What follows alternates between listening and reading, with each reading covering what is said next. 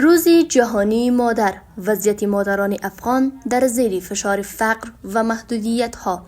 امروز 11 می در سراسر جهان روز جهانی مادر گرامی داشته می شود.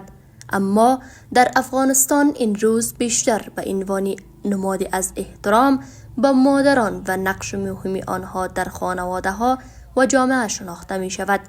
با این حال این روز در افغانستان در شرایطی برگزار می شود که بسیاری از مادران به دلیل فقر و مشکلات اقتصادی به جاده ها می آیند و از مردم برای تأمین نیازهای زندگی و زنده ماندن فرزندانشان کمک می خواهند.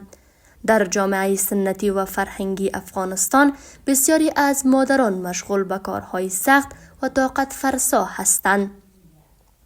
در خیابانها شماری از آنان با کراچیل لوازم مورد نیاز را می فروشند یا مشغول تمیز کردن بودهای مردم هستند.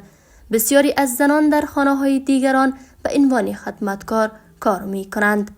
در میان بسیاری از این مادران سرپرست خانواده‌های خود بوده و در شرایط بسیار سخت زندگی می کنند.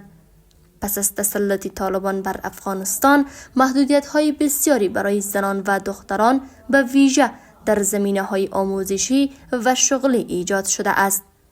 طالبان دختران را از ادامه تحصیل در مقاطع بالاتر از صنف ششم منع کرده اند و بسیاری از زنان از کار در ادارات دولتی و غیر دولتی کنار گذاشته شده اند. همچنان سفر زنان بدون محرم به مسافت‌های دور ممنوع شده است.